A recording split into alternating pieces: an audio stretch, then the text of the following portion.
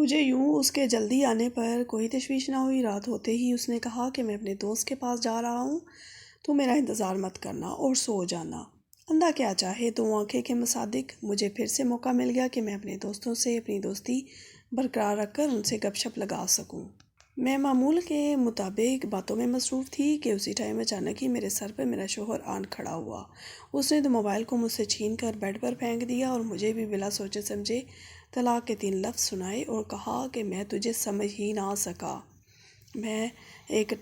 تو ایک time pass کرنے والی عورت ہے جو میری غیر موجودگی میں میری محبت کے خیال کے بغیر غیر مردوں سے باتیں کیا کرتی ہے، اور یہ بھی کہا کہ تیری وجہ سے میں نے اپنی فرشتہ صفت ماں پر بھی شک کیا اور اس کو اتنی باتیں سنائی۔ اس نے اسی ٹائم میرے ابو کو بھی فون کیا اور کہا کہ اپنی بیٹی کو لے جائیں۔ ابو وہاں آ کر روتے روتے مجھے اس گھر سے لے کر چلے گئے، کیونکہ اور کچھ نہ ہو سکتا تھا۔ اس نے مجھے طلاق دے دی تھی۔ جب میری ماں کو پتہ چلا تو وہ رو رو کر اپنا برا حال کرنے لگی۔ میرے ابا کے چہرے پر تو شرمندگی کے ایسے آثار تھے کہ شاید وہ کسی کونے میں منہ چھپانے کے بے مقصد کوشش کر رہے تھے، لیکن مجھے پھر بھی کچھ سمجھ نہ آیا اور بے پرواہی کی حد سے گزرتے یہ سمجھتی رہی کہ انسان تو میرے قابل ہی نہیں تھا اور میرے معیار کا ہی نہیں تھا، جبکہ میں تو اونچی سوچ رکھنے والی لڑکی تھی۔ اتنی بڑی ٹھوکر لگنے کے باوجود میں خود کو سنوار تک نہ سکی۔ کچھ ہی ماہ کی عدت مکمل کرنے کے بعد میں نے اپنی سہیلیوں کے گھر دوبارہ آنا شروع کر دیا اور پھر سے وہی حرکتیں شروع کر دی جو میں شادی سے پہلے کیا کرتی تھی۔ ایک دن جب میں اپنی سہیلی شبانہ کے گھر سے نکلی تو میرا سامنا پھر اسی لڑکی سے ہوا جس نے میرے گھر رشتہ بھیجا تھا اور محبت کے دعوے کیا کرتا تھا۔ وہ شبانہ کا کوئی قریبی جاننے والا تھا۔ میں نے باتوں باتوں میں اس کی زندگی کے تمام حالات معلوم کیے۔ شبانہ نے بھی مجھے بتایا کہ تیری شادی کے فوراً بعد ہی اس کی شادی ہو گئی، لیکن اس کی بیوی اس کی ایک نہ مانتی تھی، بلکہ محلے کی عورتوں کا کہنا ہے کہ وہ بہت ہی پرہیزگار خاتون تھی، مگر اب اس کے گزر جانے کے بعد یہ نئی بیوی ڈھونڈنے کے چکروں میں ہے، کیونکہ اس بدمعاش کو ابھی تک سمجھ نہیں آئی۔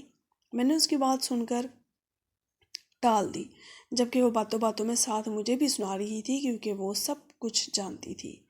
میں نے کہا شبانہ کو اپنی باتوں کے جال میں ایسا پھنسایا کہ میں تو بیچاری ہوں، اور کہا کہ میں اس کو ابھی بھی چاہتی ہوں اور اس سے شادی کرنا چاہتی ہوں۔ وہ میری طرف آنکھیں پھاڑ پھاڑ کر دیکھنے لگی۔ بالآخر میرے بے حد اصرار پر اس نے مجھے اس لڑکے کا نمبر ہی دے دیا، اور یوں میں نے دوبارہ اس نمبر پر کال کی تو اس نے مجھ سے وہی چکنی چپڑی باتیں کرنا پھر سے شروع کر دی۔ میں نے بھی اس سے کہا کہ میں اب بھی تمہیں پسند کرتی ہوں اور تم سے شادی کرنا چاہتی ہوں۔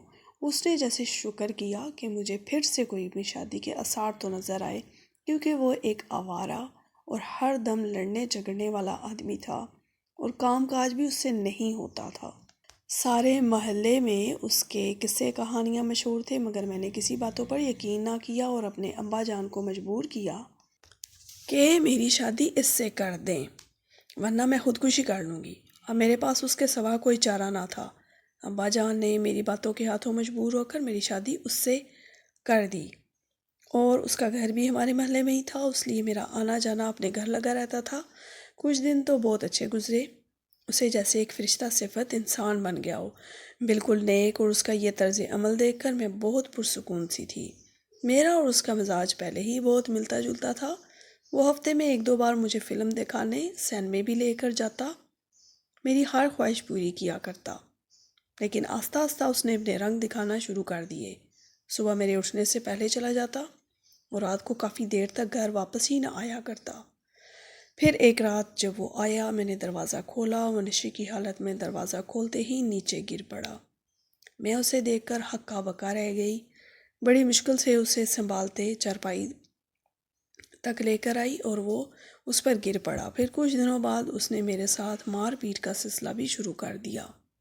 وہ رات کو نشے کی حالت میں مجھے خوب مارتا پیٹتا تھا۔ وہ مجھ پر ہر طرح کے الزامات لگاتا اور کہتا تیرے فلاں لڑکے کے ساتھ چکر چل رہے ہیں وغیرہ۔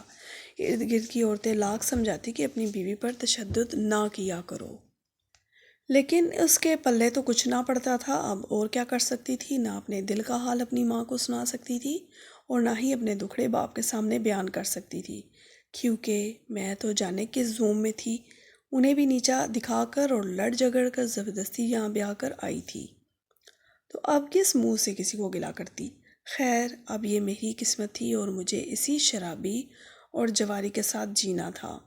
پھر میری سمجھ میں یہ بات بھی آئی کہ کسی کو ٹائم پاس کا ذریعہ بنانے سے انسان خود ہی بے مول ہو جاتا ہے۔ میں نے اپنے مخلص شوہر کے ساتھ بے وفائی کی، تو اب میرے ساتھ جو ہو رہا تھا وہ وہی صحیح اور حق تھا۔